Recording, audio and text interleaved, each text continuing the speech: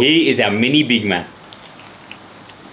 That's actually so good. What is going on YouTube? Today we're gonna make mini Big Macs. I'm Chebbo and it's been a while since I've posted on YouTube, but I figured today's the day, and what better burger than the most iconic there is, the Big Mac. Well, sort of, the mini Big Mac. And you're probably wondering why the mini Big Mac. Number one, as iconic as it is, I find the middle bun to be a bit irrelevant. If you wanna cut down on carbs or just increase the meat to bun ratio, it's a perfect decision to just get rid of it. And number two, it's just easier to make. If you're making 5, 6 or even more burgers, you don't wanna be fiddling around with the middle bun, placing it here, placing it there. We're taking the typical Big Mac ingredients and building it like a normal burger. And now it's time to bring out a paper and pen as we run through our ingredients. First up, buns. If you're in Australia, these Tip Top burger buns are a great option. They sell them at Coles and Woolies and have a great texture. If you can't find them, feel free to use whatever bun you like. Next up, cheese. This is American cheddar, not to be confused with Kraft singles or the plasticky cheese. Although it's highly processed, this is probably the best cheese you can use on a burger. The best retail brand is probably from Costco or the Dairy Lee burger slices from Coles. Next, we got some dill pickles. Brand doesn't really matter for these ones. Some iceberg lettuce, some brown or white onions,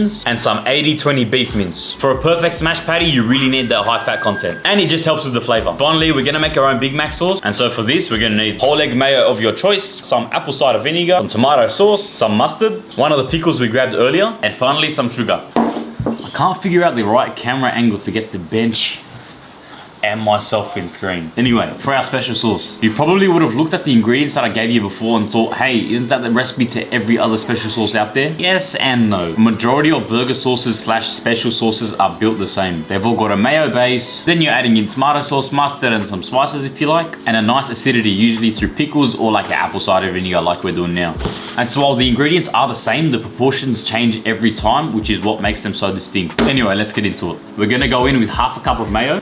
I've gotten even shorter now. A tablespoon of mustard and 2 tablespoons of tomato sauce. A light splash of the apple cider vinegar. A teaspoon of sugar. And finally, a tablespoon of diced pickles. Should be a pretty runny consistency just like this. And there's your Big Mac sauce. Great with burgers, chips, nuggets, whatever you want. So keep it in the fridge for later. And now before we get into our patty cooking, we want to slice and dice these veggies. Start off with your iceberg half just like this. Cut in half again. Then you want to slice nice and thin down this face. Next, you want to finely dice an onion. And finally cut your pickle into nice decent slices. Remember, we want a cast iron surface and to get it as hot as possible. It's absolutely freezing right now.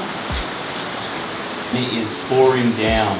That's all right, the show goes on. And before we start, we want to toast our buns with some mayo. It's like 10 times better than butter. Just look at how good that looks. Put them on the side. Once we get a lot of white smoke like this, it's time to smash.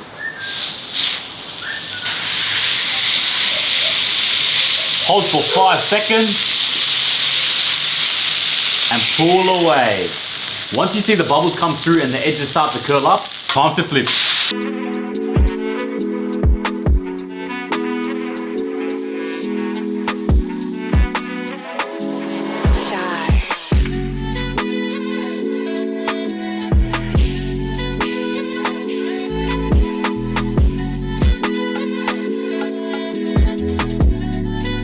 And now to assemble this beauty is super easy. Special sauce, diced onions, some shredded lettuce, 2 pickles, our 2 smashed patties, just a tiny bit more sauce. There you go. Here is our mini Big Mac.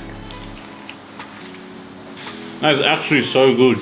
Thanks so much for tuning in, everyone. Make sure to drop a like and subscribe, and feel free to let me know in the comment section what you want to see next.